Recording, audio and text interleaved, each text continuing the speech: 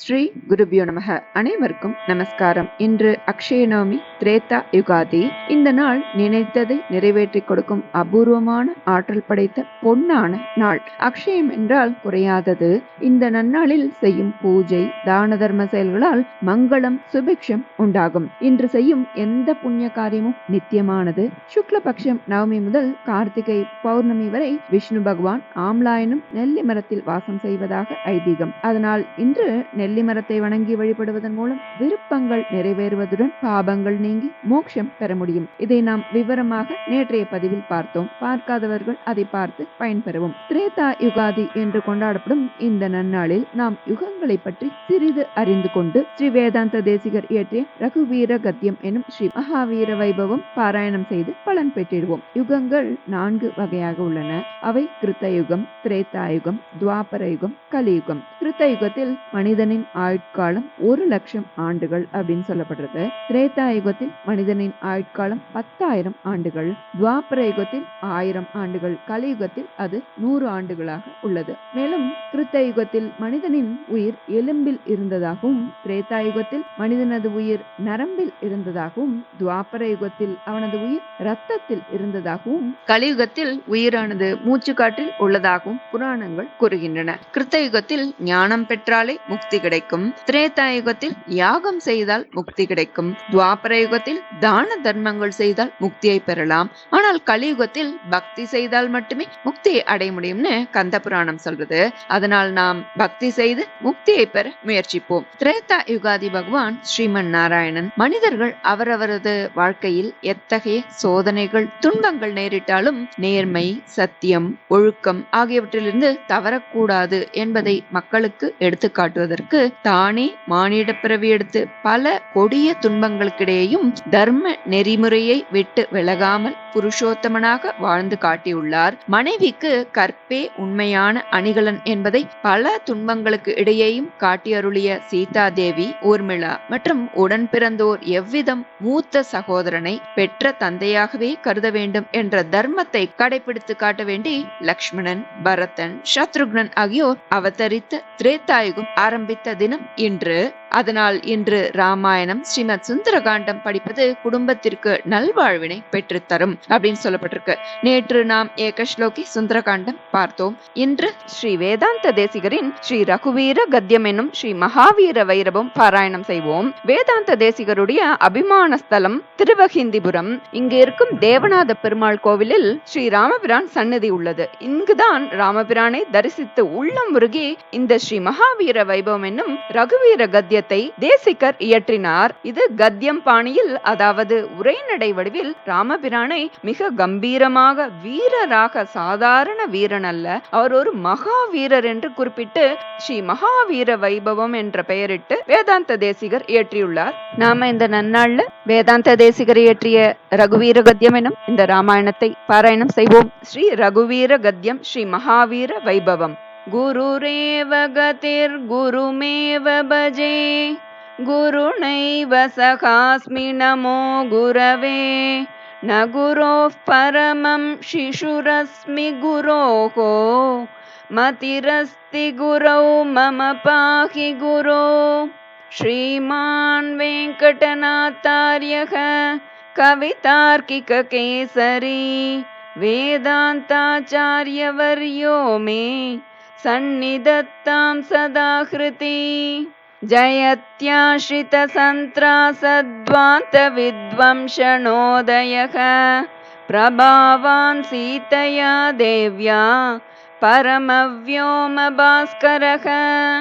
जय जय महावीर महाधीर दौरेय, देवासुर समर समय समुदित निखिल निर्जर निर्धारित निरवधिक माहात्म्य, दशवदन दमित दैवत परिषदभ्यर्थित दाशरथि भाव दिनकर कुल कमल दिवाकर, दिविशदतिपति रण सहचरण चतुर दशरथ चरमऋण विमोचन, कोसल सुता कुमार भाव कंचुकित कारणाकार, कौमारकेलि गोपायित कौशिकाध्वर ರಣಧ್ವರ ದುರ್ಯ ಭವ್ಯ ದಿವ್ಯಾಸ್ತ್ರ ಬೃಂದವಂದಿತ ಪ್ರಣತ ಜನ ವಿಮತ ವಿಮತನ ದುರ್ಲಲಿತ ದೋರ್ಲಲಿತ ತನುತರ ವಿಶಿಕ ವಿತಾಡನ ವಿಘಟಿತ ವಿಶರಾರು ಶರಾರು ತಾಟಕ ತಾಟಕೇಯ ಜಡ ಕಿರಣ ಶಕಲಧರ ಜಟಿಲ ನಟಪತಿ ಮಕುಟತಟ ನಟನ ಪಟು ವಿಬುಧ ಸರಿದತಿ ಬಹುಳ ಮಧುಗಳನ ಲಲಿತ ಪದ ನಲಿನ ರಜ ಉಪಮೃದಿತ ನಿಜ ವೃಜಿನ ಜಹದುಪಲ ತನು ರುಚಿರ ಪರಮ ಮುನಿವರ ಯುವತಿ ನುತ ಕುಶಿಕ ಸುತ ಕಥಿತ ವಿದಿತ ನವ ವಿವಿಧ ಕಥ ಮೈಥಿಲ ನಗರ ಸುಲೋಚನಾ ಲೋಚನ ಚಕೋರ ಚಂದ್ರ ಕಂಡ ಪರಶು ಕೋದಂಡ ಪ್ರಕಾಂಡ ಕಂಡನ ಶೌಂಡ ಭುಜದಂಡ ಚಂಡಕರ ಕಿರಣ ಮಂಡಲ ಬೋಧಿತ ಪುಂಡರೀಕವಣ ರುಚಿ ಲುಂಟಾಕಲೋಚನ ಮೋಚಿತ ಜನಕ ಹೃದಯ ಶಂಕಾತಂಕ ಪರಿಹೃತ ನಿಖಿಲ ನರಪತಿವರಣ ಜನಕ ದುಹಿತೃಕುಚ ತಟ ವಿಕರಣ ಸಮುಚಿತ ಕರತಲ ಶತಕೋಟಿ ಶತಗುಣ ಕಠಿಣ ಪರಶುಧರ ಮುನಿವರ ಕರಧೃತ ದುರವಣ ಮತಮ ನಿಜದನುರಾಕರ್ಷಣ ಪ್ರಕಾಶಿತ ಪಾರಮೇಷ್ಟ್ಯ ಕ್ರತುಹರ ಶಿಖರಿ ಕಂತುಕ ವಿಹೃತ್ಯುನ್ಮುಖ ಜಗದರುಂತುದ ಜಿತ ಹರಿದಂತಿ ದಂತ ದಂತುರೋರೋಂತ ದಶವದನ ದಮನ ಕುಶಲ ದಶಶತ ಭುಜ ಮುಖ ನೃಪತಿ ಕುಲ ರುದಿರ ಜರಬರ ಭರಿತ ಪೃಥುತರ ತಟಾಕ ತರ್ಪಿತ ಪಿತೃಕ ಭೃಗುಪತಿ ಸುಗತಿ ವಿಹತಿ ಕರ್ಣತ ಪರುಡಿಷು ಪಾರಿಗ ಅನೃತ ಭಯಮುಷಿತ ಹೃದಯ ಪಿತೃವಚನ ಪಾಲನ ಪ್ರತಿಜ್ಞಾ ವಜ್ಞಾತ ಯೌವರಾಜ್ಯ ನಿಷಾದ ರಾಜ ಸೌಹೃದ ಸೂಚಿತ ಶೌಶೀಲ್ಯ ಸಾಗರ ಭರದ್ವಾಜ ಶಾಸನ ಪರಿಗೃಹೀತ ವಿಚಿತ್ರ ಚಿತ್ರಕೂಟ ಗಿರಿಕಟಕ ತಟ ರಮ್ಯಾವಸತ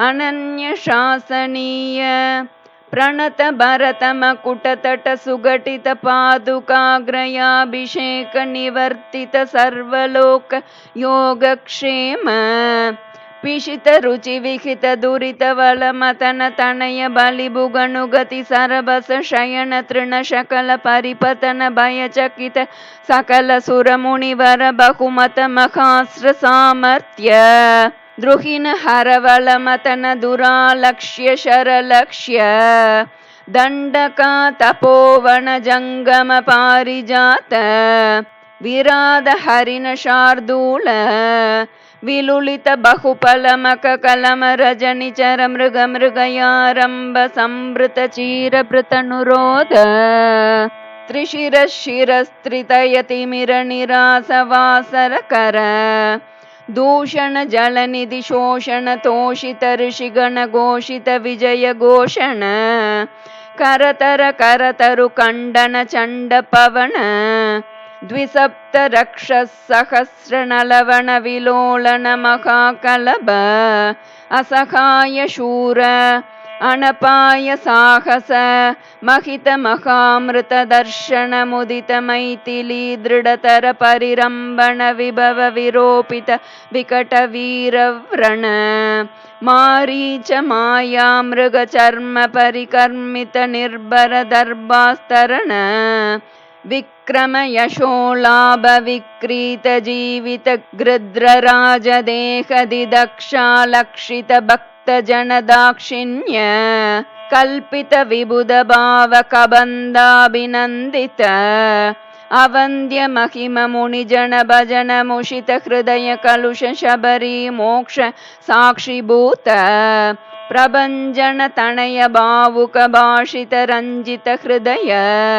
ತರಣಿ ಸುತ ಶರಣಾಗತಿ ಪರತಂತ್ರೀಕೃತ ಸ್ವಾತಂತ್ರ್ಯ ದೃಢಘಟಿತ ಕೈಲಾಸ ಕೋಟಿ ವಿಕಟ ದುಂದುಬಿ ಕಂಕಾಲ ಕೂಟ ದೂರ ವಿಕ್ಷೇಪ ದಕ್ಷ ದಕ್ಷಿಣೇತರ ಪಾದಾಂಗುಷ್ಟಧರ ಚಲನ ವಿಶ್ವಸ್ತ ಸುಹೃದಾಶಯ ಅತಿ ಪೃತುಳ ಬಹುವಿಟಪಿ ಗಿರಿಧರಣಿ ವಿವರ ಯುಗ ಪದುದಯ ವಿವೃತ ಚಿತ್ರ ಪುಂಕ ವೈಚಿತ್ರ್ಯ विपुल भुज शैल मूल निबिड निपीडित रावण रणरणक जनक चतुरुदधि विहरण चतुर कपिकुलपति हृदय विशाल शिलातल धारण दारुण शिलीमुख अपार पारावार परिका परिवृत परपुर परिसृत दव दहन जवन पवन भव कपिवर परिष्वंग भावित सर्वस्वदान अहित सहोदर रक्ष परिग्रह विसंवादि विविध सचिव विप्रलंब समय संरंभ समुजृंबित सर्वेश्वर भाव सकृत प्रपन्न जन संरक्षण दीक्षित वीर सत्यव्रत प्रतिशयन भूमिका भूषित पयोधि पुलिन प्रलय शिखि परुष विशिख शिखा शोषिता कूपार वारिपूर प्रबल रिपु कलह कुतुक चटुल कपिकुल करतल तुलित हृत गिरि निकर साधित सेतुपथ सीमा सीमंतित समुद्र द्रुतगति तरुं मृगवरूतिनि निरुद्ध लंकावरोध वेपतुलास्य लीलोपदेश देशिक धनुर्ज्याघोष गगनचर कनक गिरि गरिमधर निगममय निज गरुड गरुदनिल लवगलित विषवदन शरकदन अकृत चरवण चरण करण वैलक्ष्य कोणिताक्ष बहुविध रक्षो बलाध्यक्ष वक्ष कवाट पाटन पटिम साटोप कोपावलेप कटुरट दट निटंकृति चटुल कठोर कार्मुक विशंकट विशिक विताडन विघटित मकुट विह्वल विश्वहस्तनय विश्रम समय विश्राणन विख्यात विक्रम कुंभकर्ण कुलगिरि विदलन दंबोली भूत निशंक कंक पत्र अभिचरण कुतवक परिचरण विघटन सरबस परिपतद परिमित कपिबल जलधि लहरी कल कल रव कुपित मगवजि दबिखन कृदनुज साक्षिक राक्षस द्वंद्व युद्ध अप्रतिद्वंद्व पौरुष त्रयंबक समधिक घोरास्ताडंबर सारथि हृत रथ सत्रप शात्रव सत्यापित प्रताप शित शर कृत लवन दश मुख मुख दशक निपतन पुनरुदय दर गलित जनित दर तरल हरिहय नयन नलिन वन रुचि खचित निपतित सुरतरु कुसुम वितति सुरभित रथ पथ अखिल जगदधिक भुज बल वर बल दश लपन लपन दशक लवण जनित कदन परवश रजनी चर युवती विलपन वचन सम विषय निगम शिखर निकर मुकर मुख मुनिवर परिपणित अभिगत शतमक हुतवह पितृपति निर्ऋति वरुण पवन दणद गिरीश मुख सुरपति नुति मुदित अमित मति विधि विदित कथित निज विभव जलधि पृषत लव विगत भय विबुध विबोधित वीर शयन शायित वानर पृत नौग स्वसमय विघटित सुघटित सहृदय सहधर्मचारिणीक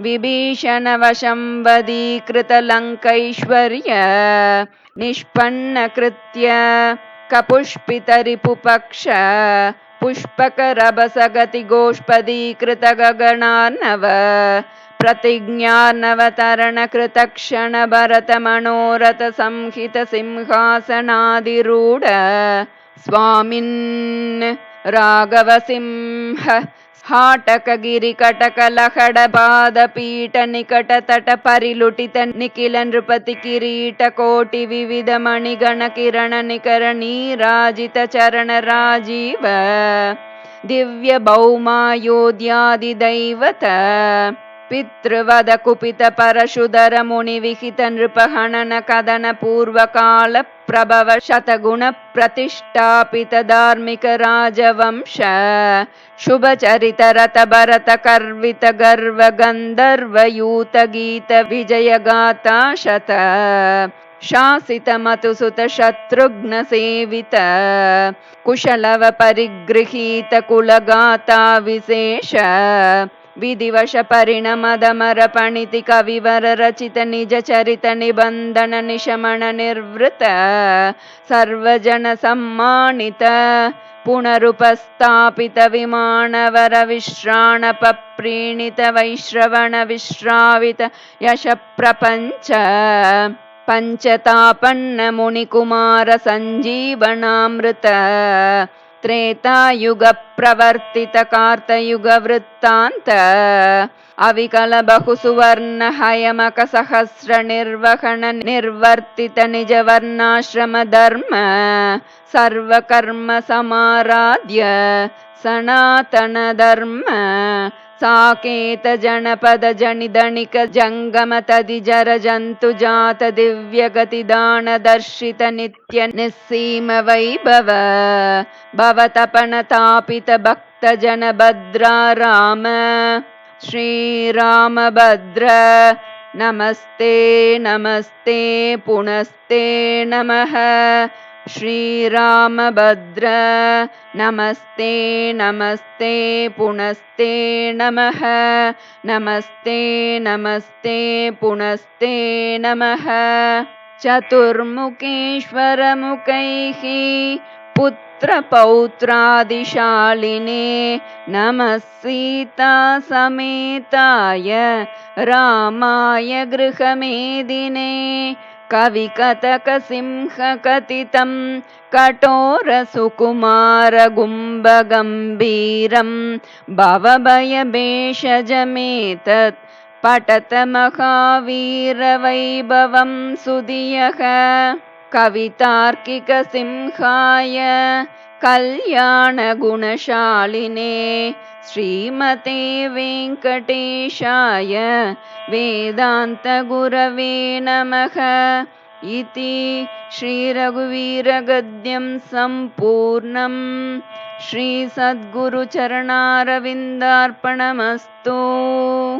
இந்த நன்னாளில் ஸ்ரீராமாயணத்தை பாராயணம் செய்ய ஸ்ரீராமபிரானின் பரிபூரண அனுகிரகத்தை பெறலாம். எண்ணிய காரியம் நிறைவேறும், வேண்டுதல்கள் பலிதமாகும், சகல காரிய சித்தி உண்டாகும், சுப மங்கள நிகழ்வுகளும் விரைவில் கைகூடி வரும். அனைவரும் பாராயணம் செய்து பலன் பெற்றிடுவோம். நல்லதே நடக்கும். நமஸ்காரம்.